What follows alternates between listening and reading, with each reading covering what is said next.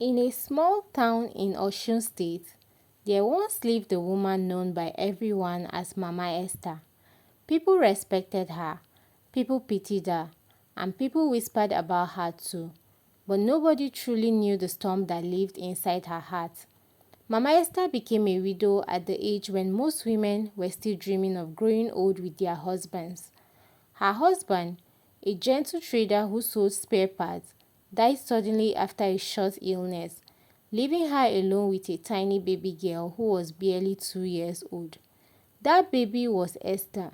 She was not just Mama Esther's daughter, she was her world. From the day her husband was buried, Mama Esther decided she would never depend on anyone again. She tied her wrapper tightly around her waist, carried Esther on her back, and went back to the market the very next week. She sold pepper, onions, palm oil, and sometimes smoked fish. Some days she made profit, some days she barely sold anything, but she never complained. When other women were gossiping, Mama Esther was counting coins. When others were resting, she was walking under the sun. Her life had one purpose: to make sure Esther did not suffer. At night, when Esther was asleep, Mama Esther would sit beside her and whisper, "You are all I have in this world. I will do everything for you." And she meant it. She refused to remarry. Men came. Some were kind, some were wealthy. But Mama Esther always said no. "I already have my family," she would say, holding Esther close. As Esther grew, Mama Esther's sacrifices became heavier. She moved her to a better school even though the school fees were high. She borrowed money. She sold her jewelry. She skipped meals. She would tell Esther she had already eaten, even when her stomach was empty. Esther noticed, but she was too young to understand. Years passed, and Esther became one of the best students in her class. Teachers praised her. Neighbors admired her.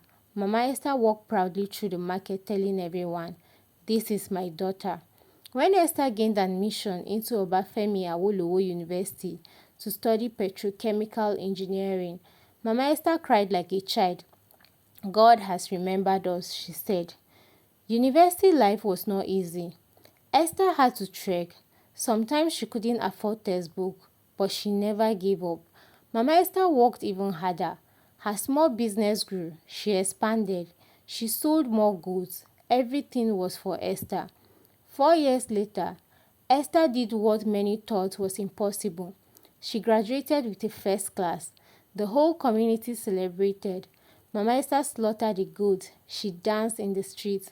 Not long after, Esther was employed by a big international oil company. Her salary was higher than anything Mama Esther had ever imagined. Esther changed their lives overnight.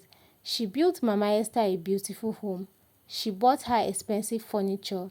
She gave her a monthly allowance that was more than what Mama Esther had ever made in her life. Mama Esther moved from a small market woman to a woman of comfort. But comfort brought fear. Mama Esther began to think, if Esther marries and has children, she will forget me.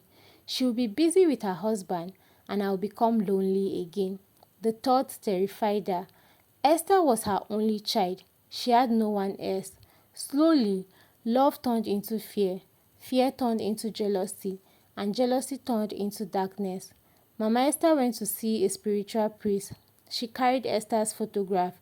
She told him, "I want my daughter to remain with me. No man should take her away." The priest wrapped the picture in a red cloth and placed it inside a pot. From that day, Esther's relationships failed mysteriously. Men admired her, but something always went wrong. Engagement broke, suitors disappeared. She watched her friends get married while she remained single. At 30, still single. At 35, still alone. At 38, still nothing. Esther cried many nights. One day, while cleaning Mama Esther's room, she found the pot. Inside was her own picture. She confronted her mother. Mama Esther collapsed in tears.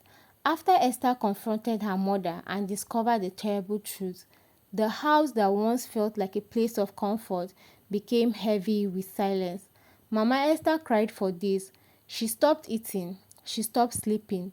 Guilt followed her everywhere. Each time she looked at her daughter, she saw not love, but the damage her fear had caused.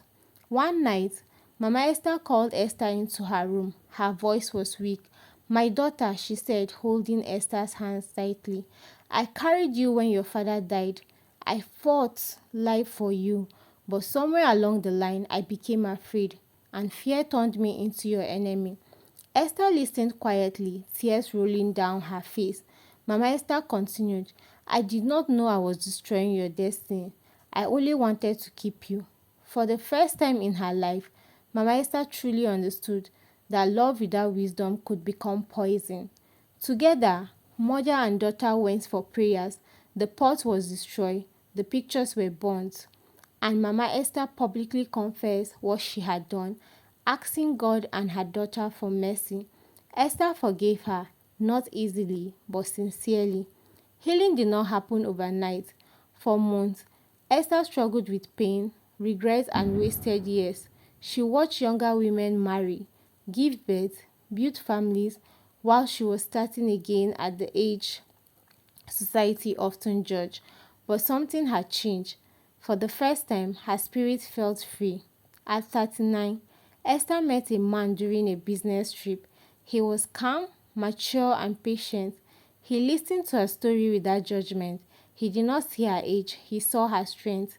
Their friendship grew. When he proposed, Esther hesitated. Fear whispers, "What if it fails again?" But faith answered louder. "This time, nothing is holding you back." At 40 years old, Esther walked down the aisle. Mama Esther sat in front row, tears streaming down her face.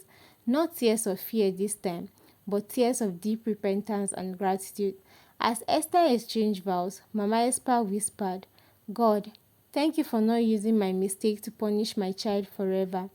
After the wedding, Esther did not abandon her mother. Instead, she showed Mama Esther a deeper meaning of love. She remained present. She cared for her. She included her in her new life, proving that marriage does not erase family and love does not disappear when shared. Mama Esther grew old peacefully, finally understanding that a child's destiny is not owned by a parent, it is guided by God. And Esther, she lived fulfilled, not because her life was perfect, but because her destiny was finally free. Moral of this story is sometimes the people who love you the most can hurt you the deepest. Fear can turn sacrifice into bondage, but no matter how delayed your destiny is, freedom can still locate you. Thank you guys. If you listened to the end, please don't forget to like, share, subscribe. Thank you. See you guys next time till I bring another amazing story.